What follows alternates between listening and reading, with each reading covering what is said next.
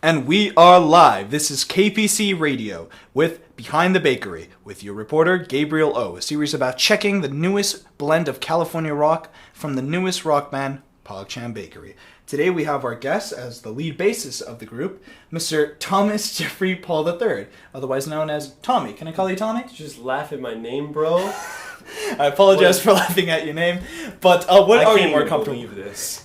What would you be more comfortable with me calling Tommy. you? Tommy's my name, bro. In that case, Mr. Tommy. Only for you. You're my friend. Tommy. For you, bro. Tommy, my friend, new friend, it is a pleasure to have you here on the show today. If we can just really get started with the first question that I've been asking all the band members. Well, really, the first one I have to ask is, what was your story when it came to starting with the band? What was your original role when you started into this group? And did you originally start as it, or did you end up growing into that particular role that you're currently right now, which is a lead bassist? Well, actually, my brother and I, the drummer for the band, had a band like previously years ago. And so I was pretty locked in on bass back then even, and my brother was kind of the same with the drums. So coming into this new band, it really kind of all came together at the same time. I met all the members on the same day. Literally, we all just pulled up, and for real, that's the story. We all pulled up and we started playing in here. And we are, oh, by the way, viewers, we are live in the Pog Champ Bakery studio. Was that mentioned? That is correct. I do apologize. I did not mention that. We currently are live from the Pog Champ Bakery studios. We're going to mention that for the future episodes to come. He's actually here right now. AKA the Pog Champ's official garage. Isn't it nice? It's kind of stunning. I'm a major fan personally of the Beatles and Jimi Hendrix. I see both of those posters there. They're right there. I see a beautiful whiteboard currently. That what you're seeing, or what you're listening to, is me describing the whiteboard that the Pog Champ Bakery group has here for finished songs, in the works, covers, and Halloween with a cat and a pumpkin. I'm going to assume that's because there's a Halloween show coming right up. No, I just wanted to draw that. But anyway, to go into to your answer, to focus more on what you gave here. No, all good. My bass playing was kind of something for me, the bass wasn't something I initially thought I'd play. I kind of got into music because of the Beatles, and I really liked rhythm guitar and like playing chords. And so I actually, in my old band, what I was getting at was he was a guitarist, and so he was pretty good at it and kind of showed me a few things. And my brother got really good on the drums, so I kind of just found my place playing the bass because he ended up being so good on guitar. It was like, well, I have two guitars. Well, I just hop on bass, you know what I mean? So, and I was the new guy anyway, so. To focus a little bit on your answer, you brought up one of your major inspirations being the Beatles. It was. So would you describe the Beatles as your main inspiration to be taking up bass or practicing music in the first place? Yeah, I would. It was the reason I got into music at all was because I watched that Beatles anthology for like a school project. Like we had like a, whole month of like learning about the Beatles and like doing like stuff. And I got way into music, and I was like, oh wow, this is like pretty cool. I really hadn't paid attention to music before that.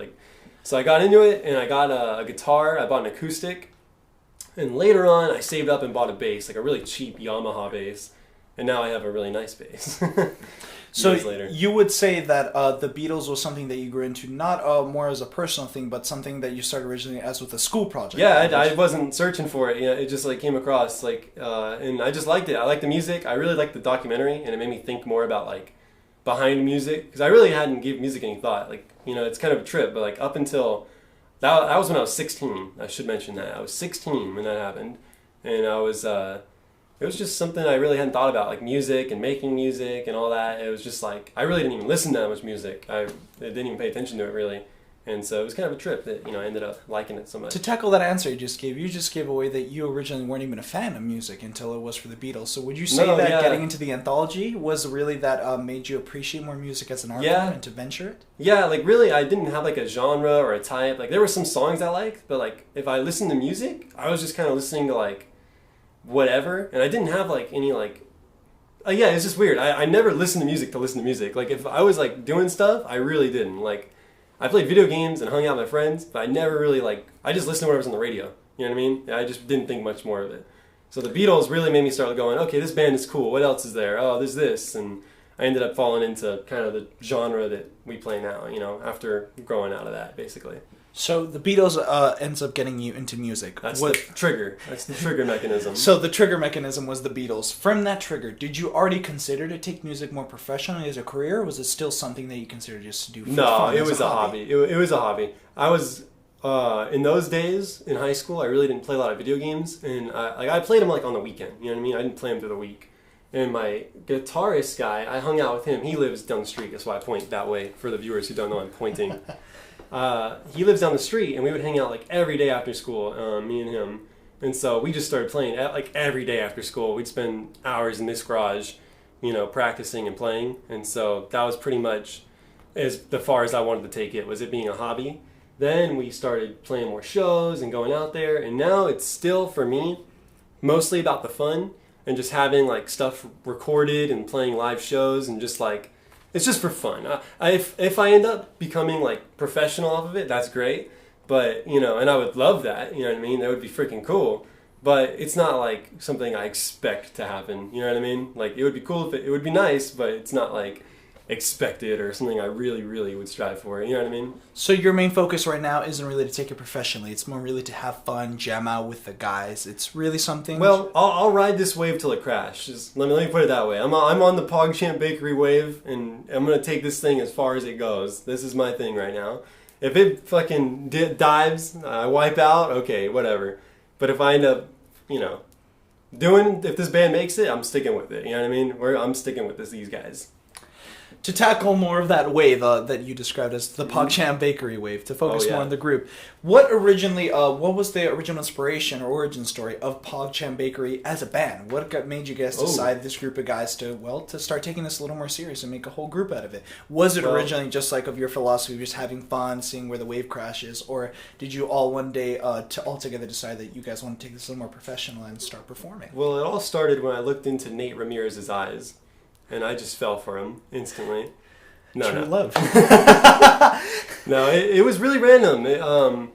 I always wanted to be in a band. Like, even like in my old band when we stopped playing together, like I always wanted to be in a band, and we experimented, me and my brother, with like other members and other people, and none of them really worked out. So it was always just me and him kind of like playing with ourselves. And eventually, when these guys came along, it really was like a wave. All three of them showed up on the same day. My brother is coworkers with some of them. So he invited them over to jam, and then we jammed, and we actually played really well. And so we were like, hey, let's do it again sometime. And then we kept doing it, and now we're kind of, where we're at right now. To tackle a little bit of your answer, you brought up the fact that you would perform a lot more, or practice, I should say, with your brother before joining Pog Champ Bakery. Mm-hmm. So would you and your brother be playing maybe for other bands before Pog Champ Bakery, or attempted to create bands of your own? Oh, yeah, it was attempts, but nothing ever happened. We never made any songs with them. It was like we played a few covers with them, and they'd jam out in our garage, and that was about as far as any of those got. And the main one was the first band that we started, my brother and I, because that ended up playing a few like city shows or whatever. We never like did anything really cool. It was all for like the city, like little open mics and stuff, So that was pretty much as far as that went. Pog Champ Bakery's a little more in the scene. Fantastic. To focus more on the origins of the band, when it comes to the audition process, you guys officially right now have a 5-band lineup, correct? As long as I like these guys. But if they're on thin ice, I'm not going to lie to you. Some of these members, man. All right, so thin ice with the 5-band lineup. What was the audition process like for the other band members, for you and your brother? It was, can they play well enough that I don't want to close my ears when they play? That was about what my standard was. It's pretty low standard. It was it was pretty cool. I mean, I wasn't expecting them to be as good as they were. Honestly, it wasn't like, when they came over to jam, my mind wasn't saying this is going to be a band. It was thinking, my brother's bringing over some coworkers to jam with. I'll jam with them. That sounds fun. And so we jammed, and because it sounded so good, we were like, let's do it again. Like, that was fun. And then it became more like serious about like a few practices in. We're like, hey, let's like get serious about this. Let's make a name. Let's like play shows. We actually, you want to know a fun fact? Do you like fun facts? I think my audience and I would love to hear a fun fact. What is a fun fact? I don't want to tell you it now, actually. No. We played our first show 2 weeks after we met. So I didn't know these guys. And 2 weeks later, I was playing a show. I didn't even know I was going to be in a band 2 weeks before that show. You know what I mean? It was pretty fast. You know what I mean? It all came together pretty quick. I'm sorry. We can go back to that. Sure. You guys didn't first off, you originally didn't even consider an audition process. No, you guys were just jamming we out. We were just jamming.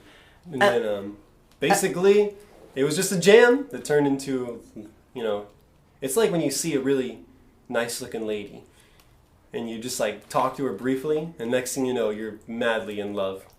That was pretty much It's like she handed you a menu at a restaurant and you fell for her instantly. That's like what happened with Pog Champ Bakery. Beautiful metaphor. Yes. And that lady ended up being something you fell in love with. Also, that's not a true story, viewers. I didn't fall in love with a waitress. And she would have liked me back, even if I did. Thank you for the clarification for the audience.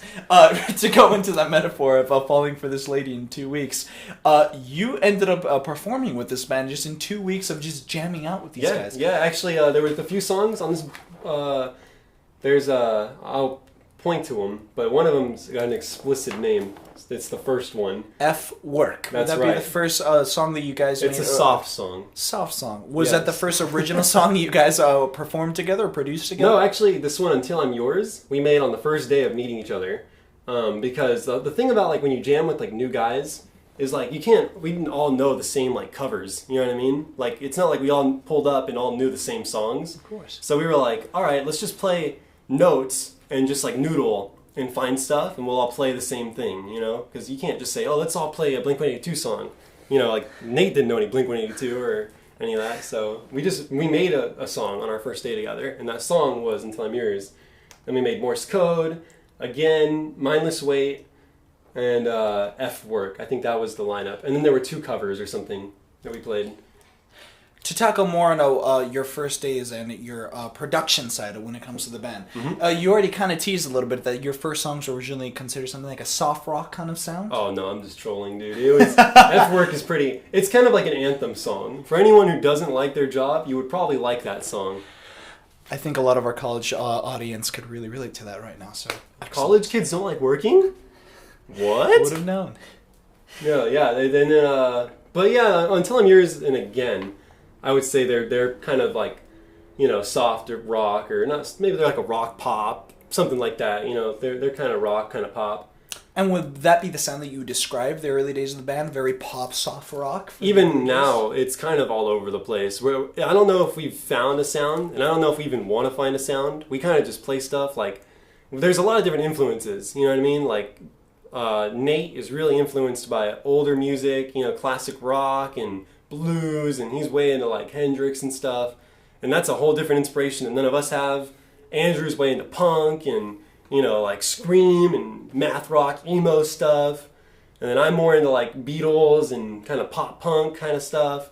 So really we kind of like play with each other's sound, you know, like there's a song here called Untitled Bop, and that's kind of like a pop punkish. Mindless Weight is way punk. So it's really hard to describe like what our sound is, to be honest. It's kind of just all over the place. So I like it that way. It's not more fun when you're playing stuff that's like different all the time, and it kind of challenges you. Like, oh, playing something really fast and punk versus playing something more mellow and melodic. It really kind of makes you feel better as a musician, you know, and you can do so many different things. So, on that note, would you personally consider the band to be going for a very experimental route as of now, trying different genres, experimenting with new styles? I would definitely say and it's probably going to be like that for a while. I don't see us ever leaving that phase and getting kind of locked into a genre. It's almost like we'll play what we kind of want to play, like what we like. You know what I mean? And would have the other members been very comfortable with experimenting with new genres, or any other of the band members ever made it clear that they want to stick to one particular sound for the band? No, these guys are pretty open. It's pretty funny because like the soft songs, you know what I mean? Andrew can rip them and he likes to play them, and then for the hardcore songs, you know, me and Manuel Tamayo, we like, you know, we play those ones even though that's not like our main thing. So it's really fun, but it's fun to do that. You know, I don't really listen to that music. So to like play it myself is kind of fun, you know what I mean? It's a whole different thing to do. Yeah, it's entertaining.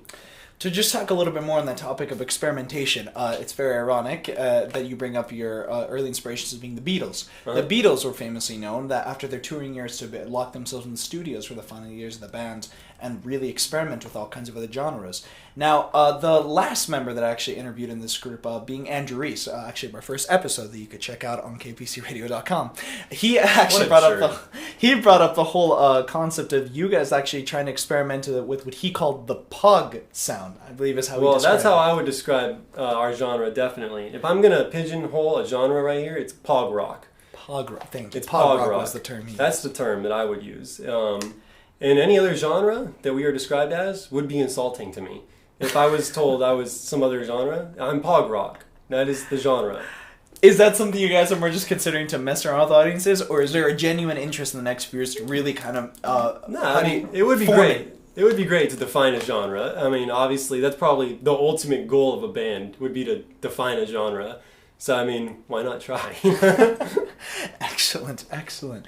Well, to get away from the music production side of things and to really now focus on performances. So, you already brought up the whole idea of your first performance with Pog Champ Bakery to have been just 2 weeks within the band's conception, the birth of it. Oh, yeah. What was your personal feelings of the day that you guys performed first? Where did it take place to start? It was in Andrew Reese's backyard. We had a show back there. And we just invited a bunch of friends and people who wanted to come. It was pretty good. We definitely, me and my brother were feeling a little bit, we were probably the chillest ones because we'd played a few live shows before. But for the other three, they had not been in bands before. And so it was a new experience. And they were definitely a little more nervous. But we went up there and we did pretty well. As far as first shows go, I always think you want to take your first couple shows live with like a grain of salt. You know, you got nerves. You're not used to it, so you're probably going to screw up a few times, and you got to play through it. You know what I mean? So we definitely had that at our first show. There were some mess ups, and there were some issues. But all in all, as far as first shows go, it was pretty decent. You know what I mean? To tackle your answer a bit, you just brought up the fact, and I believe you mentioned even earlier, that you and your brother had performed for other bands before. Yeah, in our first band that I was in with my neighbor. It was called Searching North. I'll plug it. Why not, you know? He can get some credit. John and Ciso, the guitarist.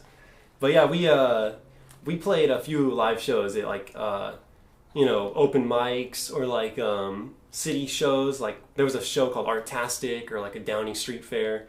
We did that kind of thing, like with the city, you know. So we you performed for fairs and all public events before. So really, only a few. It wasn't like we were like locked in on all the time playing. It was like every couple months we played a show. You know, it was pretty spaced out. So you really wouldn't consider the backyard performance of one of your band members' house to really be something you were stressed out about because you've already done bigger events before. And it was way more chill being something that we were throwing ourselves for people that were friends of ours than something that the city was asking us to come and play for strangers at a festival. That's a little more nerve-wracking to me than playing with people in a backyard. You know what I mean?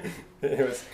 And you know what? There's something to be said about having 5 members versus 3 members. In my first band, it was 3. With 5 members, it really is kind of like a lot of the attention gets kind of spread out more. You know what I mean? Like there's 5. It feels like you got extra bodies up there backing you up. You know what I mean? I don't know how a guy like Michael Jackson would do it by himself. You know what I mean? Could you imagine that? Like it's all you. It's all on you. I mean, Elvis Presley did it for years, so there is something fascinating to say about that when it comes to artists really just doing things on their own. That's crazy. That's why I've always, I think George, bringing up the Beatles again, there's a famous quote that I believe it was George Harrison, or I believe Ringo Starr brought up once, that they had so much respect for Elvis, who was their major inspiration. That's the anthology, I saw that, bro. They brought that up it's because true. They couldn't. Hardcore. They found it so incredibly stressful, them being a member of 4. Now they couldn't even picture the idea of Elvis Presley doing that himself, pretty much. And it's totally true, bro. Having 5 is way better than 3. It feels like you know what I mean? Like there's so many more people to be looked at, you know what I mean? The audience isn't all worried about what I'm doing. So then to actually tackle that topic that you bring up, would you then say that the band was more comfortable over just the simple fact of there being a larger number than the classic 4 or 3 lineup? Probably. I mean, indirectly, them not having played in other bands live before, they probably felt it. And even though like they've not done the 3-piece thing before, actually that's not true. At the first show, there was a 3-piece of my brother and Andrew and like one of these other guitarists that we are friends with. They went up and played a little bit. So I guess Andrew did technically do a 3-piece thing. So that was cool. I'm sorry. Then in that case, to get back onto the first show that you guys ever did, it wasn't and just... Nate's done it too, actually. Now that it's at our shows, we split off into groups and we play different things. You know what I mean? With like a friend of ours who's a guitarist, Alex. He's a homie. Would you describe it as almost like the startup band for the show, or is like it just the opener? The opening it show? Is, the opening it's show? An opening act. Because we're not clouded enough to get an actual opening band to come, and we're not good enough to even open for another band. So we open for ourselves, and then we close that show out. Fascinating. Oh, yeah. Fascinating. Pog rock for you, bro. The Pog rock sound. The Pog rock sound. Well, to start tackling now our final question when it comes Sure. to this interview with you, sir. Well, Tommy, you guys officially now been Pog Champ Bakery for officially 3 months now? Yeah, 3 months. 3 months now into the group. You already pulled off your first show in just 2 weeks. Assumed to be a great success, even to have your own version of an opening act. How many shows have you done by then, if I can ask? By right at this moment, we've done 3. We did 2 backyards, and we did 1 way out in Riverside for like one of Andrew's family members. He had a show out there. I think our lovely interviewer may have dropped by at that show, even possibly. No comment on that. You didn't see it. You didn't see his play, but you hung out. But he's a cool dude, by the way. This host is all right. I very appreciate the plug and I Kind of. appreciate the love. Thank you. I'll take that. But to tackle once again our final question. Already have done 3 shows for the last 3 months with Pog Champ Bakery. Already currently, as you mentioned, working even on a single, a demo. What was the name of that demo again? Oh, yeah, we got a few. We got Until I'm Yours is... I would call it 95% done. It's actually done, like mixed and mastered, but we gotta we're all perfectionists, you know what I mean? Like we're listening to it, we're like, I don't know, is there something we could add? Is this something we want to look at? And so we gotta, and right now, as of right now, before this interview, I just recorded the bass line for our new song, Morse Code. Well, actually it's an old song, but it's a new recording. So I just recorded that. I think Andrew Reese is playing the vocals right now as we speak. Yeah. Oh yeah, man. It's always moving out here. I gotta then tackle another question. Let's not go for the last one because you brought up the fact of you and the band members being a bit of perfectionists when it comes to the group. Would you say that would be part of your writing or production process, that you guys really even last minute like to add new things into your music before releasing it? Well, we're barely getting started, so I couldn't really tell you for sure if that's like a trend or not, but I could definitely tell you that when we listen to it, we definitely are like hypercritical on ourselves. We're pretty hard on ourselves. More than any of the other guys are hard on me, or like any of the audience is going to be hard. I'm hard on myself. Nate is hard on himself. Trevor's hard. We're all hard on ourselves with our own playing. So I definitely like that about the band, that we take it pretty serious and we're not complacent to just like, you know, with our current skill. All of us want to get better and we all want the music to be the best it can be. So I'm really appreciative of that. You know, it makes me feel good to know like these guys are on the same wavelength, because I like to be like that, you know. So it's good to be with guys that are like that too, you know. Fascinating. Oh, yeah. Well, now to finally just lead into our final question once again, of being on Sure. the same wavelength with your fellow bandmates. What do you see yourself in the future with Pog Champ Bakery, or even yourself with this kind of project for the next 5 years? Do you consider yourself to still continue sticking around with Pog Champ? Do you consider to take this more professionally, more serious? Do you guys consider to maybe be going more for a national or even global audience? Do you even consider to be sticking into music? As you mentioned, this was a hobby for you for the next 5 years. What's your future, or the future you envision with Pog Champ Bakery?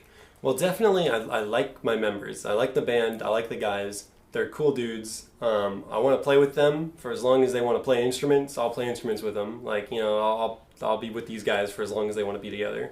As far as the band goes, I do think it has potential. I feel it, and like, you know, as we make a lot of songs, I mean, we're 3 months in and we got a pretty long list of stuff made. You know what I mean? So Impressive. I don't know how many that is up on that board, but there's quite a lot. You know what I mean? I don't know a lot of bands that could probably do that. So I'm pretty happy that we're able to write as much as we are and work on it as much as we do. So if my plans for it, I should say, is to record, play live because it's fun. That's the reason I want to do it, because it's actually fun to do that. And then if people like it and with opportunities come up from us having that fun, then yeah, I'll like I said, I'm with the Pog Champ Bakery till we crash and burn, pretty much. That's my plan. Stick with it. Excellent. Oh, Well, yeah. Tommy, that was the final question for today's interview. Oh, it was an yeah. absolute pleasure to have you It was a today pleasure. for this episode. Is there anything you'd like to promote, to plug in for the group, something, a personal work of yourself that you'd like our audience at kpcradio.com to know about? Well, I would like you guys to listen to Pog Champ Bakery as long as I'm in it. And then as soon as I go solo, you're going to jump ship and you're going to follow me over to the Tommy and the Rest band. That's going to be my new band, Tommy and the Rest. And you're all going to find me there. And where could we find this? That's more important, honestly, than Pog Champ Bakery. I just got to get myself set up for the future. No. But yeah, we got a SoundCloud. We're working on getting a Spotify. And eventually, it'll all be there. We have an Instagram, Pog Champ Bakery, Instagram. You'll find us, I'm pretty sure. I don't think there's a lot of other accounts named Pog Champ Bakery. Fair point. So yeah. Or you could catch us cruising around the Norwalk, La Mirada, Downey, Whittier, Long Beach, Bellflower The Orange County scene. area. Yeah, you could catch us in that area playing shows. Excellent. Tommy, thank you once again for your time. Ladies and gentlemen of KPC Radio, this was Behind the Bakery with Mr. Thomas Jeffrey Paul III with your reporter, Gabriel O, signing off. Have a lovely day. Peace out, KPC.